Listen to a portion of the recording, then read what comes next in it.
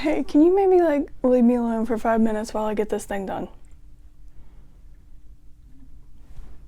Okay, thank you. Oh boy, am I excited for this one. I really wanted to make a video where I just sat down and talked about some history along with some commentary about a music related thing. And what better way to start this than one of my favorite albums of all time and one of my favorite bands of all time, Rumours by Fleetwood Mac. This poor little album is truly a symbol of the stubbornness of the human will. This record was doomed from the start, yet it managed to stay #1 on the American charts for 31 weeks, and became one of the best-selling albums in all history with over 40 million copies sold. And if that's just not the perfect embodiment of how stubborn people can be, I don't know what is. So let's get into the horrors that this poor album had to face to even see the light of day. So Fleetwood Mac was created in London in the year 1967, and its original members were Peter Green, Mick Fleetwood, Jeremy Spencer, and Bob Bruning. After switching out and losing some members, in 1974, Mick was in dire need of some new band members. So while he was looking around in studios in Los Angeles, this is where he came across Lindsey Buckingham and Stevie Nicks. The two were trying their little duo thing out for a while, which admittedly flopped. But in December of 1974, Mick asked Lindsey if he wanted to join the band,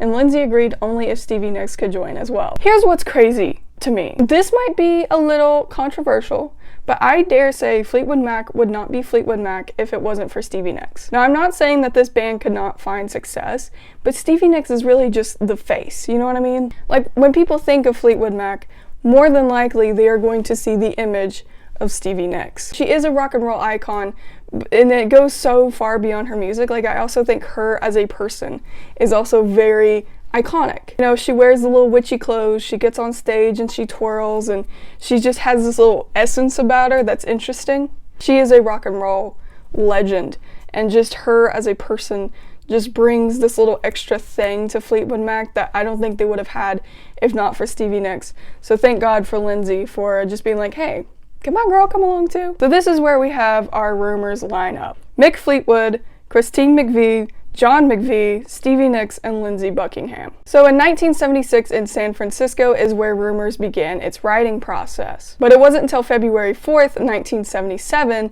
was the album actually released, and oh boy did a lot happen between those two time frames. As it turns out, there was some trouble in paradise, and as we'll come to see, there was a lot of trouble in multiple paradises. But Christine and John had broke up during tour. Christine admitted that I broke up with John in the middle of a tour. I was aware it was being rather irresponsible. I had to do it for my sanity. It was either that or me ending up in a lunatic asylum. Now, Christine claims that the reason they broke up is that they just simply spent too much time together. And if that they weren't in a band, they would probably still be together. But she just missed having that individuality. She missed doing things on her own instead of constantly having to be with her husband. Not only was tour putting a strain on their relationship, but so was John's drinking problem. Stevie Nicks said John drinks too much. That's why Chris and John aren't together. And John knows that he needs to quit. But you know, none of us are going to go over there and nail him to the wall. So between touring and an alcohol problem, which is not the first time that this will come up, Christine and John decided to call it quits. And then eventually Christine moves on to the lighting director, Curry Grant. Which, fun fact, the song You Make Loving Fun is actually about this whole little relationship. So Christine and John go into writing this album, freshly broken up, and having to write an album with your ex sounds lovely, but that was not the only breakup that was going on. Lindsey and Stevie were also in the midst of a breakup during the recording of this album. Now, there's a lot of vague answers as to why they actually broke up, and I'm sure the majority of it is probably only between them, but we do know some elements that probably led to them breaking up. We know that Lindsey was very controlling. He liked being the one in power, and if you know anything about Stevie Nicks, she is a very free-spirited individual. The two just fought a lot. They didn't really see eye to eye. It's also theorized that they just wanted different things. Lindsey wanted a family, he wanted to settle down. Stevie Nicks was not about that. She thought that her art, her music, was her family. That was the only child she needed, was her music. Here's when things get a little crazy. Little side note. During the Australian leg of the Rumours tour, Stevie Nicks had an affair with Mick Fleetwood. Yes, that's right, the drummer of Fleetwood Mac. This was also when he was trying to fix his marriage with his own wife, which also He was divorcing at the time of recording Rumours. But he would go on to remarry her in 1977, then re-divorce her in 78. Like, bro, just make up your mind. So let's just recap about what just happened. Mick Fleetwood is going through a divorce. Christine and John are going through a divorce. And Lindsay and Stevie just broke up. And here they all are trying to make an album. Like, can you imagine being in that room? Christine had this to say about writing Rumours. Everyone was pretty weirded out. Somehow Mick was there and figured, we must carry on. Let's be mature about this, sort it out. Somehow we waded through it. And oh boy, did you wade through it. Like, you made one of the best albums of all time.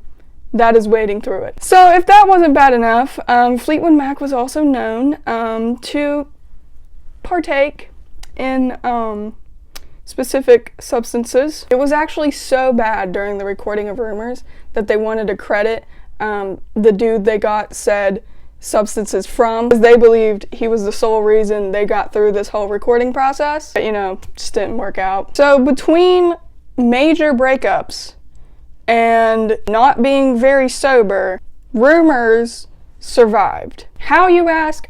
I have no idea. I think it is the perfect representation of how you can turn something negative into your life into a positive. I think that's why so many artists are kind of drawn to making music when they go through a bad time in their life, because it is, you're working through it, but it's also like, here's a really bad time in my life that I turned into art. And there is some odd beauty to that. Like, Rumours was doomed from the very get-go. It shouldn't have not even survived. Like, literally, it was almost scrapped entirely. They had to keep delaying everything because the tapes that they had used to actually record Rumours on was so worn out that they could barely do anything with it. So they were like this close to just giving up on it entirely, but with some editing audio miracles, essentially, we have Rumours. But not only is Rumours a representation of making a negative into a positive, but I think it's so great because it is universal. Themes explored in this album are universal.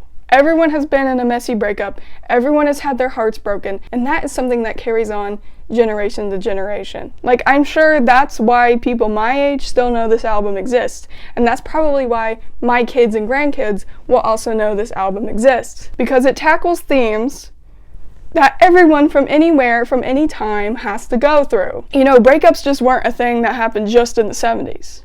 You know, there's still people breaking up today. Rumours is just raw emotion. Like, tensions were high, the feelings were very much real, hearts were broken, divorces were happening, and all of that was poured into an album. And that is something that people can hear, you know what I mean? You hear Silver Springs, you see Stevie Nicks staring down Lindsay, and you know that these are real feelings. And I think it's just that pure raw emotion that makes this album so great. It's not watered down, it's real hurt, there's real feelings involved, and yet it is beautiful. Now this is where I get into my little AI rant, because AI can never write Rumours. And if an AI did write Rumours, it would not be considered one of the best albums of all time. This is what I worry for in the future. Rumours speaks to a lot of people because it was written by people who were going through really real stuff. Really real stuff that people can connect with and be like, hey, there's someone else out there that feels the exact same way that I do, and that's really special. I fear that AI is just going to take all of that away. We will just be stuck with lifeless albums with no emotion. But you know, that's a future endeavor, you know what I mean? So, just when you think life is hard, just pull a Fleetwood Mac. Just wade through it, you know what I mean? 'Cause you might be thinking you're having a rough time now, but at the end of it, you might have one of the best-selling albums in history. I hope you enjoyed this video. I'm trying something new. Maybe in the future I will understand how to do these better. I really enjoyed just sitting down and talking about some history. I know a lot of people are into Fleetwood Mac now, people my age and younger, so I thought it'd be interesting to put one of these videos out that kind of explains the complex history that is Fleetwood Mac. So yeah, if you enjoyed, give me a little like and subscribe. I will see you in the next one.